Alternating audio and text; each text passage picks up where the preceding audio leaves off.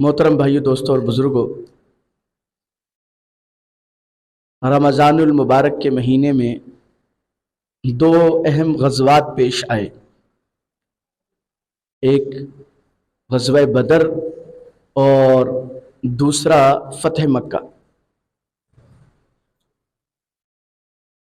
ان کے حوالے سے انشاءاللہ تعالی آئندہ جمعے آپ سے عرض کیا جائے گا۔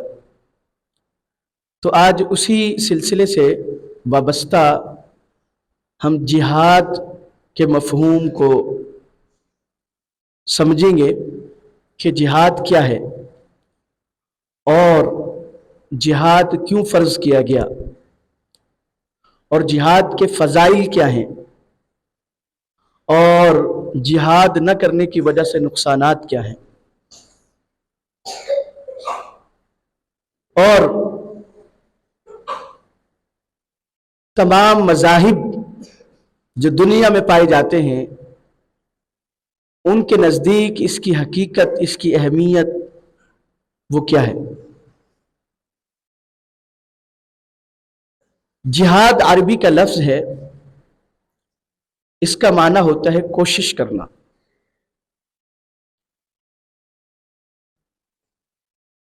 کوشش کسی بھی چیز کے بارے میں انسان کرے تو اس کو جہاد کہا جا سکتا ہے۔ مثال کے طور پر ایک انسان محنت کرتا ہے روزی کمانے کے لیے، جد و جہد کرتا ہے، مسلسل کوشش کرتا ہے، اس معنی کے اندر وہ بھی جہاد کر رہا ہے کہ کوشش کر رہا ہے اپنے بچوں کے لیے، اپنے گھر والوں کے لیے، اپنے خاندان والوں کے لیے، اپنے زیر کفالت افراد کے لیے جہاد کرنے کی، رزق حلال کمانے کی، اس معنی کے ساتھ وہ بھی جہاد کر رہا ہے۔ اور ایک انسان اپنی صحت کے لیے دوا استعمال کر رہا ہے مسلسل،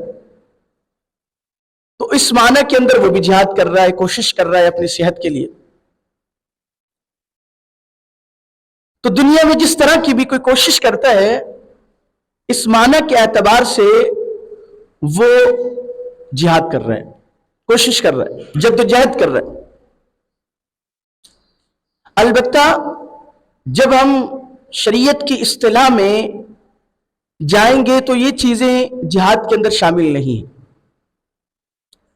جہاد کے اندر، جہاد کے مفہوم میں صرف وہ چیز آئے گی کہ وہ کوشش کہ جو اللہ کے کلمے کو بلند کرنے کے لیے کی جائے۔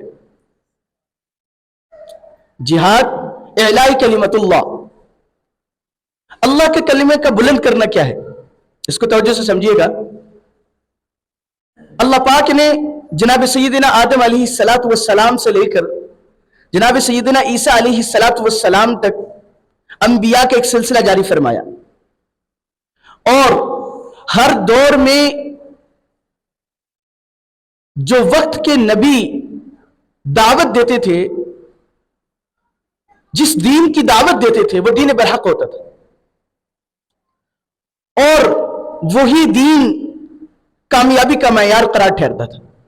حضرت موسیٰ علیہ السلام کے دور میں جو تورات پر ایمان لائے اور تو وہ مومن ٹھہرے، وہ کامیاب ٹھہرے۔ حضرت عیسیٰ علیہ السلام کے زمانے میں جو انجیل پر ایمان لائے وہ کامیاب ٹھہرے، وہ مومن ٹھہرے۔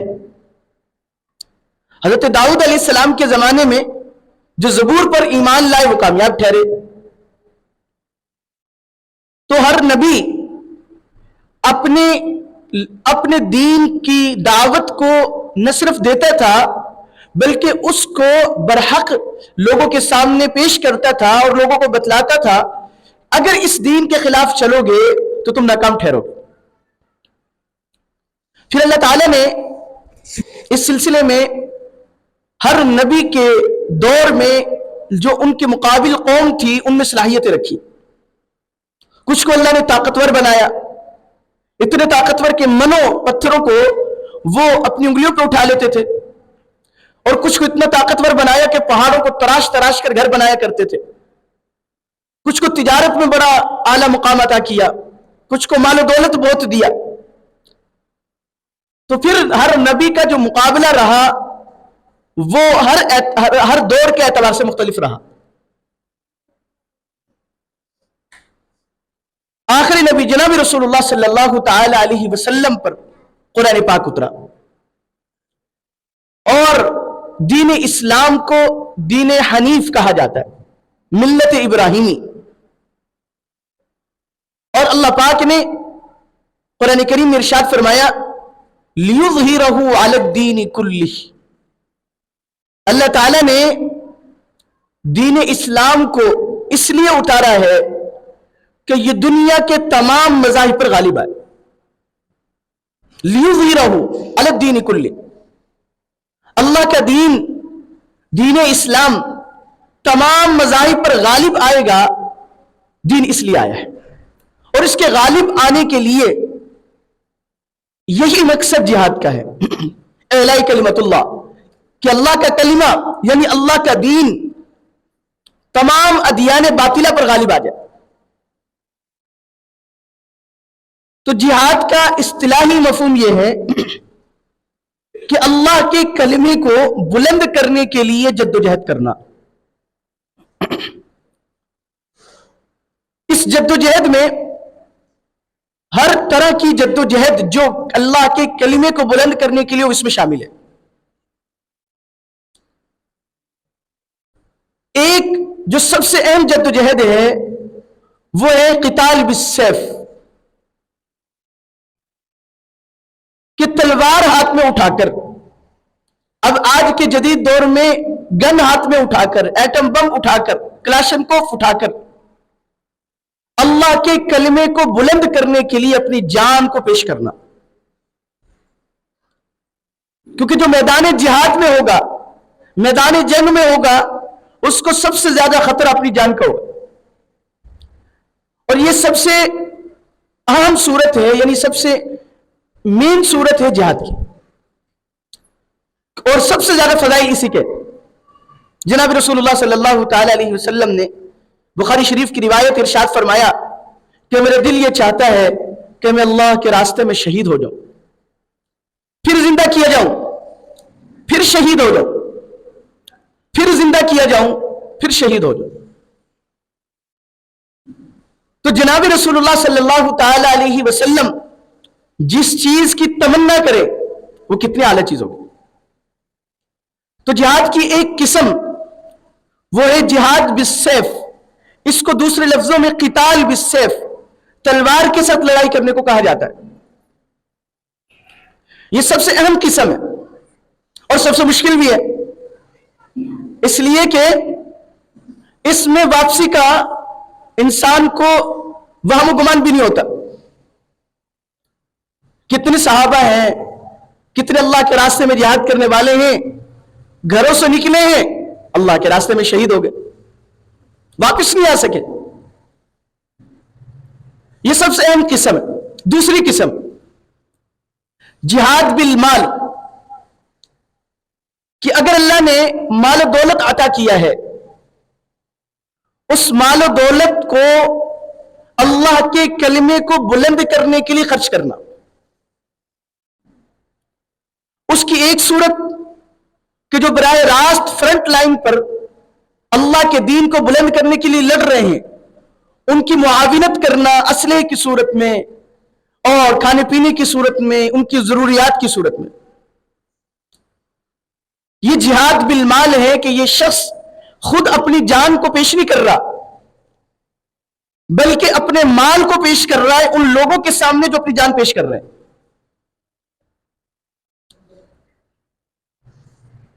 تو یہ شخص بھی اگرچہ میدان جہاد میں نہیں ہے، لیکن اس کو ثواب ان کے جیسا ملے گا. فرمایا من جہز غازیا فی سبیل اللہ فقد غزا. جناب رسول اللہ صلی اللہ تعالی علیہ وسلم کی الفاظ ہیں، فرمایا جس نے کسی غازی کو سامان تیار کر کے دیا تو وہ ایسے ہی ہے جیسے اس نے خود جہاد کیا. فقد غزا، 100% پکی بات ہے کہ اس نے اب جہاد میں حصہ لیا. اسے جہاد بالمال کہتے ہیں. تیسری قسم وہ ہے کہ جو ہم عام حالات میں جس کا تقاضا ہم سے ہے وہ ہے جہاد بالنفس، کہ اپنے نفس کے خلاف جہاد کرنا. اس کو روایت میں یوں بیان کیا گیا، المجاہد من جاہد نفسہ فی طاعت اللہ. فرمایا مجاہد وہ ہے جو اللہ کی رضا کے لیے، اللہ کی اطاعت کے لیے اپنے آپ سے لڑے. اپنے آپ سے لڑنا کیا ہے؟ کہ دل کر رہا ہے نافرمانی کرنے کو لیکن یہ رک جائے. اور بعض روایات میں اس کو جہاد اکبر کہا گیا، کہ بڑا جہاد مقام کے لحاظ سے، کہ جب آپ اپنے گھر میں ہیں تو سب سے بڑا جہاد کیا ہے؟ کہ اپنے آپ سے لڑے. اگر اللہ کی اطاعت میں سستی ہو رہی ہے تو سستی کے خلاف لڑے اور اللہ کی اطاعت کرے. اور اگر نافرمانی کرنے کو دل کر رہا ہے تو رک جائے. تو یہ بھی جہاد ہے. المجاہد من جاہد نفسہ فی طاعت اللہ، کہ اللہ کی اطاعت میں اپنے آپ سے لڑے. اور حقیقت یہ ہے کہ یہ سب سے مشکل کام ہے. دوسری کی اصلاح بہت آسان ہے. جب کسی میں کوئی خامی دیکھی تو ذکر کر دیا کہ بھئی یہ تو فلاں بندہ صحیح کام نہیں کر رہا، اور لیکن جب اپنی خامی نظر آئی تو چشم پوشی کر لی، نظر نیچی کر لی کہ یار کوئی بات نہیں، ہو جاتا ہے. اور وہی کام، وہی غلطی اگر دوسرا کرے گا تو ہم اسے نہیں چھوڑیں گے. اس لیے بھی اس کو جہاد اکبر کہا گیا کہ یہ بہت مشکل کام ہے. اب جماعت میں جاتے ہیں اللہ کے راستے میں تو یہ فکر ہوتی ہے کہ بھئی دوسرے ساتھیوں تک بات پہنچ جائے، کہ وہ بھی دین پر چلنے والے بن جائے. لیکن ہمیں اور آپ جانتے ہیں کہ دوسروں کی فکر کرتے کرتے اپنی فکر بھول جاتے ہیں. بعض اوقات اپنی فکر بھول جاتے ہیں تو نتیجہ یہ ہوتا ہے کہ بہت عرصے تک اللہ کے راستے میں نکل رہے ہیں لیکن اپنی زندگی ٹھیک نہیں ہو رہی. پھر جب مقام پہ آتے ہیں ظاہر سی بات ہے وہ خامیاں باقی رہتی ہیں. تو پھر بعض اوقات دوسرے دیکھنے والے کہتے ہیں کہ بھائی یہ تو اللہ کے راستے میں نکلنے والا ہے، اس کے باوجود اس کا یہ حال ہے. وجہ کیا ہے؟ کہ بھائی اپنی اصلاح کی فکر کم ہو جاتی. مشکل کام ہے. تو منہ دیکھ لیا آئینے میں پر داغ نہ دیکھا سینے میں. یعنی جو دل میں بیماری ہے وہ نظر نہیں آتی، کسی اور کو تو نظر ہی نہیں آتی، اور اپنے آپ کو نظر آتی ہے. اس لیے کہ کہتے صاحب الداری احق بالداری، کہ گھر والا جانتا ہے کہ گھر میں کیا ہے. باہر والے کو وہ چاہے کتنا ہی جانے لیکن پوری باتیں نہیں جان سکتا. ہمارے تھانوی رحمۃ اللہ علیہ اس پر حضرت نے لکھا کہ انگریز بر صغیر میں آیا. بر صغیر میں آ کر اس نے مسلمانوں سے ان کے اخلاق لیے، ایسے ہی جیسے چور گھر میں آ کر سامنے والی چیزیں لے لیتا ہے. اس کو بڑی اچھی چیزیں لگی اور اس نے وہ اپنائی، وہ ترقی پہ چلا گیا. لیکن چھپا ہوا خزانہ چور کو نظر نہیں آتا. اگر کوئی خزانہ چھپا دیا جائے، جیسے آج کل پیسے چھپا دیے جائیں، وہ چور کو نظر نہیں آئیں گے. وہ کتنا تلاش کرے گا اس کو پتہ نہیں چلے گا، اور اس کو ویسے ہوتی بھی جلدی ہے کہ بس جتنا سمیٹ لیا جائے سمیٹ لیا جائے. فرماتے ہیں کہ انگریزوں کو مسلمانوں کے دلوں میں جو ایمان چھپا ہوا تو وہ نظر نہیں آیا، وہ اس سے محروم رہ گئے، ورنہ ظاہری اخلاق انہوں نے لے لی. تو میں یہ کر رہا تھا کہ یہ جو اپنے آپ سے جہاد ہے، کہ اپنی اصلاح کی فکر، یہ بہت مشکل کام ہے. اور حقیقت یہ ہے کہ اس کے بغیر انسان کامل انسان نہیں بن سکتا.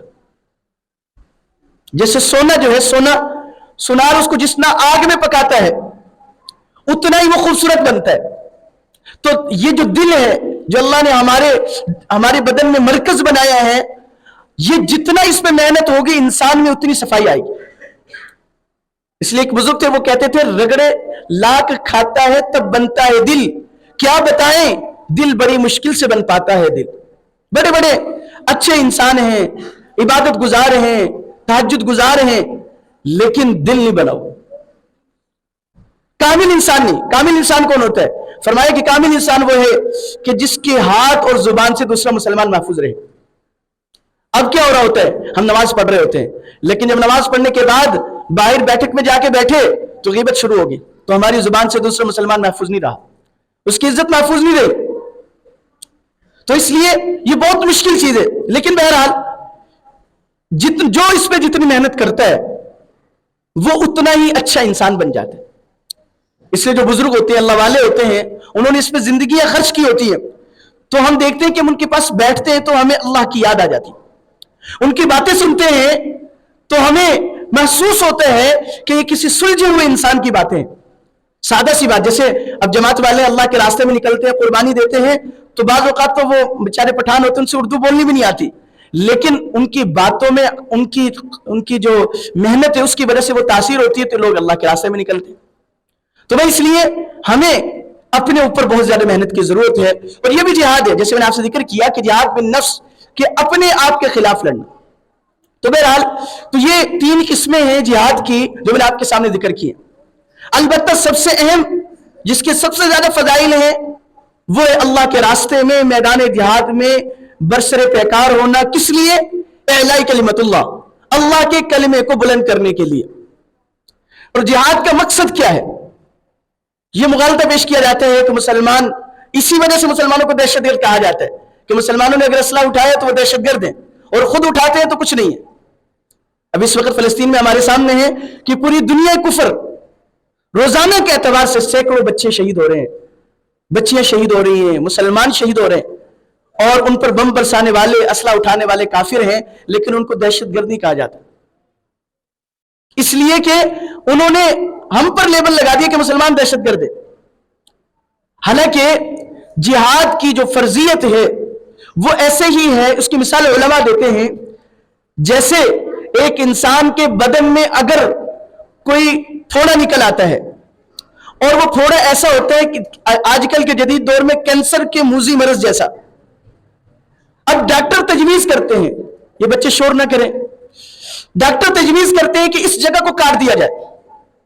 اب مجھے یہ بات بتائیں کہ وہ جس کے بدن کے حصے کو کاٹنے کا ڈاکٹر حکم دے رہے ہیں، وہ اگر کہے کہ ڈاکٹر ظالم ہے تو وہ غلط کہے گا یا صحیح کہے گا؟ آپ بتلائیں. مریض اگر یہ کہے کہ ڈاکٹر جو میرے بدن کے حصے کو کاٹنے کو کہہ رہا ہے وہ غلط کہہ رہا ہے، تو وہ مریض صحیح کہہ رہا ہے؟ بتلائیں، مریض صحیح کہہ رہا ہے؟ نہیں. اصل جو ڈاکٹر کہہ رہا ہے کہ بھئی اگر اس جگہ کو نہ کاٹا گیا تو پورے بدن میں یہ کینسر سرایت کر جائے گا، اور ابھی تو صرف جسم کا ایک حصہ مفلوج ہوا ہے، خراب ہوا ہے، پھر پورا بدن خراب ہو جائے گا. تو علماء جہاد کی مثال یہ دیتے ہیں کہ جہاد فرضی اس لیے ہے کہ دنیا میں بہت سے ایسی قومیں، سرکش قومیں وجود میں آتی ہیں جو اسلام کے راستے میں رکاوٹ بنتی ہے، کہ بھئی وہ اسلام پر عمل کرنے نہیں دیتی، اسلام کو آگے پھیلنے نہیں دیتی. جیسے ہم کھیتی لگاتے ہیں وہ جانتے ہیں کہ بعض جڑی بوٹی ایسی ہوتی جو کھیتی کو اگنے نہیں دیتی. اب اس وقت عقل مند کسان کیا کرتا ہے؟ ان جڑی بوٹیوں کو کاٹتا ہے. اگر کوئی دیکھنے والا کہہ دے کہ بھئی تم ان خود روز جڑی بوٹیوں کو کیوں کاٹ رہے ہیں، ان پر ظلم کر رہے ہو، تو وہ کہے گا اگر ان کو نہ کاٹا تو فصل نہیں ہو سکے گی، اور تم تک یہ فصل نہیں پہنچ سکے گی. تو جہاد کی فرضیت کس لیے ہے؟ کہ جو اللہ کے دین کو بلند کرنے میں رکاوٹ بنے، وہ فرد ہے اس کے خلاف، وہ قوم ہے اس کے خلاف، وہ پوری دنیا آ جائے اس کے خلاف جہاد ہو.